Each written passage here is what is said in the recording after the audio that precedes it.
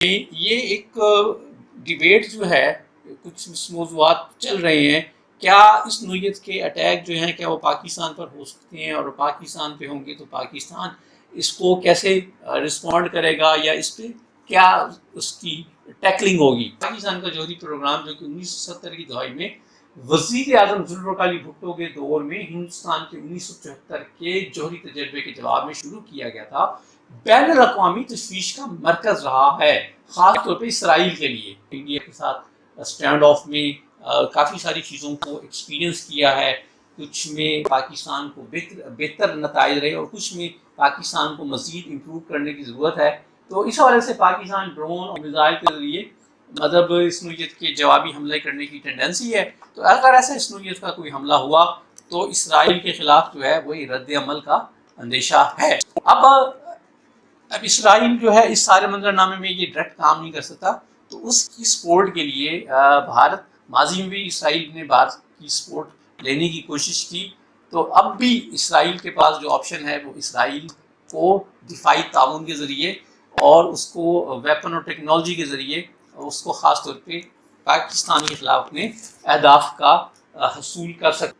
اعوذ باللہ من الشیطان الرجیم، بسم اللہ الرحمن الرحیم، السلام علیکم۔ آپ دیکھ رہے ہیں گلوبل ڈیفنس ویو، اور گلوبل ڈیفنس ویو میں آج کے ویلاگ میں جانے سے پیشتر آپ نے ابھی بھی گلوبل ڈیفنس ویو کو سبسکرائب نہیں کیا تو گلوبل ڈیفنس ویو کو سبسکرائب کر لیں اور بیل آئیکن کو پریس کریں تاکہ گلوبل ڈیفنس ویو کے نئے ویلاگ کو آپ کو نوٹیفیکیشن مل جائے، اور اس کے علاوہ گلوبل ڈیفنس ویو کو لائک کریں اور شیئر کریں۔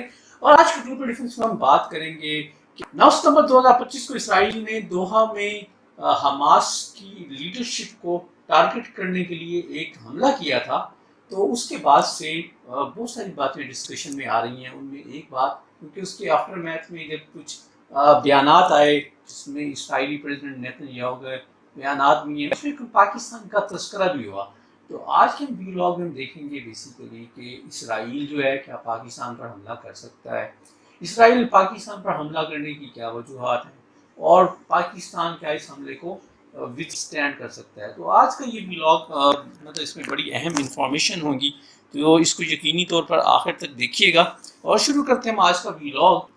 9 ستمبر 2025 کو اسرائیل نے دوحہ کے لطیفیہ ضلع میں ایک فضائی حملہ کیا جس کا مقصد غزہ میں جنگ بندی کے مذاکرات میں شامل حماس کی قیادت کو ٹارگٹ کرنا تھا۔ اس آپریشن کو، جس سے اسرائیل نے مکمل طور پر آزاد درستگی کے حملے کو بیان کیا، مبینہ طور پر قطری فضائی حدود سے باہر سے فائر کیے گئے طویل فاصلے تک مار کرنے والے میزائلوں کا استعمال کیا گیا ہے، جس میں پیٹراٹ سسٹم جسے امریکہ نے فراہم کیا ہے، اس دفاعی نظام کو ڈاج کیا۔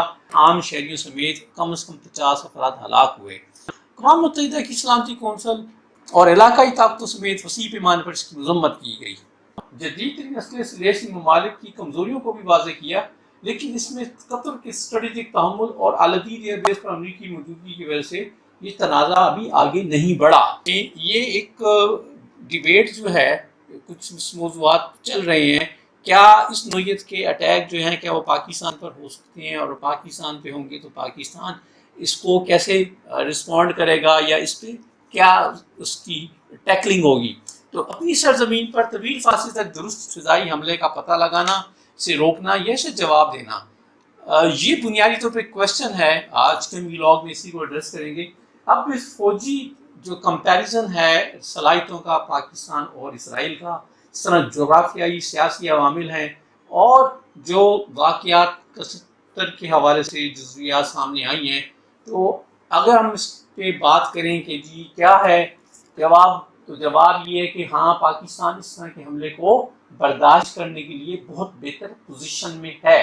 اس کے پاس جو طاقت ہے وہ اس کا مضبوط ڈیٹرنس اور لاجسٹک چیلنجز ہیں، جو کہ اسرائیل کو اس نوعیت کی کسی بھی کوشش کرنے سے روکیں گے۔ تو اب ہم دیکھتے ہیں کہ بنیادی طور پر اسرائیل کو پاکستان کے ساتھ کیا ایشوز ہیں جس کی بیس پہ اسرائیل پاکستان پر حملہ کرنے یا اس کو ٹارگٹ کرنے کے لیے مدد کوشش کر سکتا ہے یا کر رہا ہے۔ تو بیسیکلی یہ ہے اس سارے میں پاکستان کا جوہری پروگرام جو کہ 1970 کی دہائی میں وزیر اعظم ذوالفقار علی بھٹو کے دور میں ہندوستان کے 1974 کے جوہری تجربے کے جواب میں شروع کیا گیا تھا، بین الاقوامی تشویش کا مرکز رہا ہے، خاص طور پہ اسرائیل کے لیے۔ ناقدین اسے اسلامی بم کا نام دیتے ہیں اور اسے مسلم اکثریتی ریاستوں کے ساتھ پاکستان کے تعلقات اور ممکنہ پھیلاؤ کے خطرات کی وجہ سے اس کو وجودی خطرے کے طور پہ دیکھا جاتا ہے۔ اسرائیل جوہری خطرات کے خلاف پیش کی حملوں کے اپنے نظریے پر قائم ہے، جیسا کہ 1981 میں عراق اور 2007 میں شام میں ظاہر ہوا۔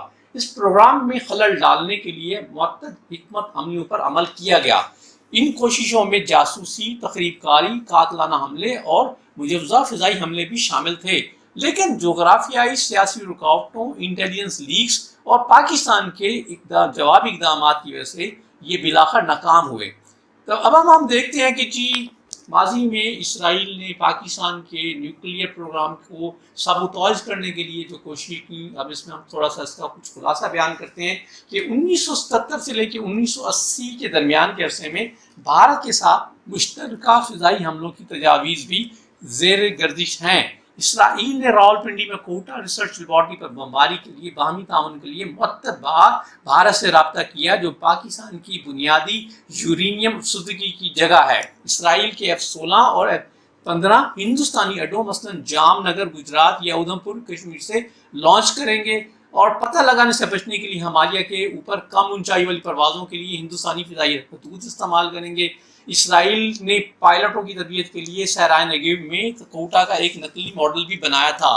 عرب ریاستوں میں منتقلی کے قابل اسلامی بم کے خوف سے محرک یہ منصوبہ 1981 میں عراق پر اسرائیل کے اوسیرک حملے کی عکاسی کرتا ہے۔ تاہم لیکن ہندوستانی وزیر اعظم مورارجی دیسائی نے ہندوستان کے خلاف پاکستان کی جوہری جوابی کارروائیوں کے خطرات کی وجہ سے اسے مسترد کیا۔ بعد میں اندرا گاندھی کے دور میں امریکی تنبیہات اور پاکستانی انٹیلیجنس لیکس کی وجہ سے اس میں عمل درآمد نہیں ہوا۔ پاکستان نے اسرائیلی تنصیبات پر قبل وقت حملوں کی دھمکی دی سے اسرائیل کو پسپائی پر مجبور ہوا۔ اسی طرح 1981 سے 83 میں موساد کے ذریعے تخریب کاری بم دھماکوں سے پاکستان کے پروگرام میں مدد کرنے والے یورپی سپلائرز کو نشانہ بنایا گیا اور ان ہتھ کنڈوں میں ایگزیکٹوز کو لیٹر بم مثلاً ایک مغربی جرمنی فرم جہاں کتا مار دیا گیا تھا اور سوئس کمپنی کورا انجینئرنگ کو دھمکیاں شامل ہیں۔ ڈچ حکام نے خان عبدالقدیر خان کو 1983 میں جاسوسی کا مجرم ٹھہرایا، اگرچہ بعد میں وہ اس میں کلیئر ہو گئے۔ 1980 کی دہائی کے وسط میں ڈاکٹر عبدالقدیر خان پر قاتلانہ حملے، اس نے اسرائیل نے مبینہ پروگرام کے معمار ڈاکٹر عبدالقدیر خان کو قتل کرنے کی منصوبہ بندی کی اور اسے خطرے کے پھیلاؤ کے طور پر دیکھا۔ 1982 میں stand alone air strike plan Osirak کی کامیابی کے بعد اسرائیل نے کوٹا پر F-16 F-15 چھاپے کا منصوبہ بنایا۔ پائلٹوں نے فرضی کارروائی کی مشق کی۔ اپنی سرحد کے قریب اسرائیلی جیٹ طیاروں کا پاکستان نے سراغ لگا کر ناکام بنا دیا۔ ISI نے امریکہ کو خبردار کیا، جس نے مداخلت کی اور پاکستان نے اسرائیل کو روکنے کے لیے جوابی فضائی حملے کا بھی منصوبہ بنایا۔ 1998 کے پری ٹیسٹ میں ایئر سپیس دیر اندازی اسرائیلی F-16 طیاروں نے مبینہ طور پر پاکستان کے چاغی جوہری تجربات سے کچھ دن پہلے پاکستانی فضائی حدود میں داخل ہوئے۔ اگرچہ اس میں کوئی اسٹرائک نہیں ہوئی اور اسرائیل نے بعد میں اس پہ تردید بھی کی، لیکن اور پاکستان سفارت خانوں کی یقین دہانی کرائی کہ وہ اوسیرک طرز کے پاکستان کے جو حملے ہیں وہ اس کا اندیشہ ہے۔ اب آپ وجوہات پہ دیکھتے ہیں کہ اسرائیل کو ان ساروں میں کیوں ناکامی ہوئی، تو یہ ہے اس میں ایک بنیادی ریزن ہے جیو پولیٹیکل۔ امریکہ نے افغانستان میں سوویت یونین کے خلاف سر جنگ کے اتحادی کے طور پر پاکستان کو ترجیح دی۔ F-16 اور انٹیلیجنس فراہم کیے جو بالواسطہ طور پر اس پروگرام کی حفاظت کرتے تھے۔ چین نے میزائل ٹیکنالوجی بھی فراہم کی۔ پاکستان اور امریکہ کے ہتھیاروں کے مشترکہ سودے 1981 نے بھی اسرائیلی کارروائیوں کو روکنے میں ایک اہم کردار ادا کیا۔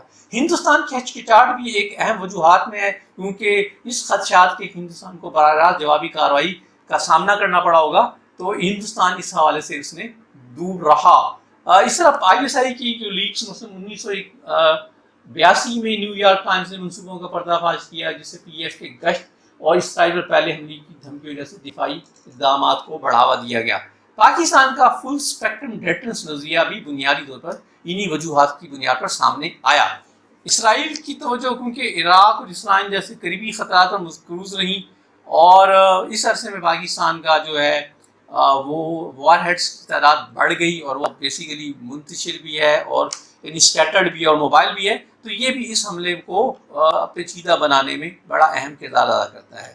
ہم آپ بات کر لیں اگر ہم پاکستان کی مطلب علاقائی جو سلامتی کے حوالے سے جو فیکٹرز میں، وہ بنیادی طور پر پاکستان کی جو ڈیٹرنس کی سہولت ہے کہ پاکستان کے پاس GF-17 F-16 یا JTENC کی وجہ سے اسرائیلی حملے کو انٹرسیپٹ کرنے کی صلاحیت ہے، اور اس کے ساتھ HQ-9 جیسا اور HQ-16 جیسے سسٹم کی وجہ سے 100+ کلومیٹر کی دوری پر آنے والے میزائلوں کو بھی روکا جا سکتا ہے۔ اور اس کے ساتھ ساتھ پاکستان کے ساتھ چین اور ایران کی قربت ہے، جو علاقائی یکجہتی ہے، جو بھی اس وجہ سے اس کا ہے۔ دوسرا، اسرائیل عام طور پر اسٹیلتھ جو ہے وہ F-35 کے ذریعے، اس نے ایران ہو یا قطر ہو یا اس کے ساتھ ساتھ شام یا عراق کے جو معاملات تھے وہاں اس کو یوز کرتا رہا۔ اب پاکستان کا بیسیکلی جو 3000 کلومیٹر سے زیادہ جو فضائی فاصلہ ہے، یہ ایک بہت بڑی ہنڈرنس بھی ہے، کیونکہ اس میں اس کو ایندھن بڑھنے کے لیے اور زیادہ فلائٹس کی ضرورت ہوں گی، اور اس کو سعودی ایرانی فضائی حدود کے استعمال کا، تو اس میں یہ کہ اس نے ٹائمنگ میں پاکستان کو اپنے الرٹ ہونے کا اس میں موقع مل جاتا ہے۔ اس کے ساتھ ساتھ جیو پولیٹیکل، اور ہم بات دیکھیں تو ڈسٹنس کے جو عوامل میں ایک بڑا فیکٹر وہ نیوکلیئر ریڈ لائن ہے، کیونکہ دونوں ممالک جو ہیں وہ نیوکلیئر پاور ہیں، اور پاکستان کا نظریہ واضح طور پر جوہری ہتھیاروں کو علاقائی خطرات سے جوڑتا ہے، یعنی ایک اسرائیلی حملہ جو ہے وہ فل اسپیکٹرم ڈیٹرنس کو فروغ دے گا، جو ممکنہ طور پر شاہین میزائلوں کے لیے جوابی کارروائی کا باعث بنے گا۔ پاکستان کے چین کے ساتھ جو خصوصی تعلقات ہیں، اور پاکستان کے اسلحہ خانے میں چین کی حمایت یافتہ اسلحے کی موجودگی بھی ایک اہم فیکٹر ہے، جو کہ اس مسئلے میں اثر انداز ہوتی ہے۔ اس کے علاوہ تجزیہ کار نوٹ کرتے ہیں کہ اسرائیل کے حملے عمومی طور پر کمزور دشمنوں کے خلاف کامیاب ہوئے ہیں۔ مثلاً اگر ہم 2025 میں ایران کے خلاف اسٹرائک کو دیکھیں تو ایران کی جو فضائیہ ہے وہ اتنی مؤثر نہیں تھی۔ اب اسی طرح پاکستان کو ہندوستان اور افغان در اندازیوں کا بھی تجربہ ہے۔ ریسنٹلی پاکستان نے انڈیا کے ساتھ اسٹینڈ آف میں کافی ساری چیزوں کو ایکسپیرینس کیا ہے، کچھ میں پاکستان کو بہتر نتائج رہے اور کچھ میں پاکستان کو مزید امپروو کرنے کی ضرورت ہے۔ تو اس حوالے سے پاکستان ڈرون اور میزائل کے ذریعے مطلب اس نوعیت کے جوابی حملے کرنے کی ٹینڈنسی ہے، تو اگر ایسا اس نوعیت کا کوئی حملہ ہوا تو اسرائیل کے خلاف جو ہے وہی رد عمل کا اندیشہ ہے۔ اب اسرائیل جو ہے اس سارے منظرنامے میں یہ ڈائریکٹ کام نہیں کر سکتا، تو اس کی سپورٹ کے لیے بھارت، ماضی میں بھی اسرائیل نے بھارت کی سپورٹ لینے کی کوشش کی، تو اب بھی اسرائیل کے پاس جو آپشن ہے وہ اسرائیل کو دفاعی تعاون کے ذریعے اور اس کو ویپن اور ٹیکنالوجی کے ذریعے اس کو خاص طور پہ پاکستان کے خلاف اپنے اہداف کا حصول کر سکتا ہے۔ انڈیا اور اسرائیل کے درمیان تعلقات کی اگر تاریخ دیکھیں تو یہ اسٹریٹجک اور معاشی اعتبار سے کافی مضبوط ہیں۔ دونوں ممالک نے 1950 میں ایک دوسرے کو تسلیم کیا، لیکن مکمل سفارتی تعلقات 1992 میں قائم ہوئے، اور اس کے ساتھ ساتھ نریندر مودی جو ہیں وہ ہندوستان کے وزیر اعظم بھی رہے ہیں، جو کہ انہوں نے اسرائیل کا دورہ بھی کیا ہے، اور اب ان کی جو تعلقات ہیں یہ اسٹریٹجک پارٹنرشپ میں تبدیل ہو گئے ہیں۔ 2025 تک دونوں ممالک دفاع، ٹیکنالوجی، زراعت اور تجارت میں قریبی تعاون کر رہے ہیں۔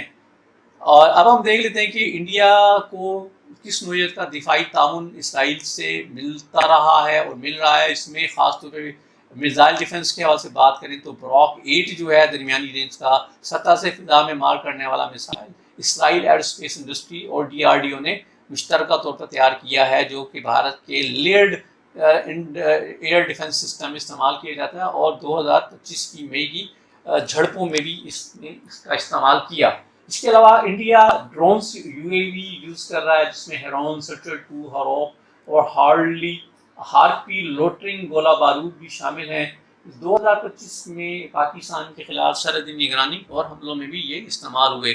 ایئر بورن سسٹمز کی بات کرتے ہیں تو اس میں فالکن ایواکس airborne warning and control system Hindustan کی فضائی جاسوسی اور کمانڈ کی صلاحیتوں کو بڑھاتا ہے۔ اسی طرح اسپائڈر فوری رد عمل طیارہ شکن نظام، تل ابیب میں ہندوستانی اہلکاروں کے لیے سائبر ٹریننگ، اور اس کے ساتھ ساتھ دوسرے سسٹم بھی شامل ہیں۔ ہندوستان فورج اور ٹاٹا ایڈوانس سسٹم جیسی ہندوستانی فرموں کے ساتھ چھوٹے ہتھیاروں اور بارود کی مشترکہ پیداوار بھی شامل ہیں۔ فرم جیسے رافیل، ایلبٹ اور IAI نے کچھ سسٹمز میں 70% سے زیادہ مقامی مواد کے لیے ہندوستانی اداروں کے ساتھ شراکت داری کی ہے. تو یہ وہ مطلب فیکٹر ہے جس پہ اسرائیل جو ہے وہ سپورٹ لے سکتا ہے انڈیا کی، اور پاکستان کے خلاف اپنے مقاصد کو حاصل کرنے میں کامیابی حاصل کر سکتا ہے. یہ تھا جی آج کا ولاگ. امید ہے کہ آپ کو اس کے کانٹینٹ سے، آپ کو اس مسئلے کے حوالے سے جو انڈرسٹینڈنگ ہے وہ بہتر ہوئی ہوگی. خوش رہیں، آباد رہیے. السلام علیکم.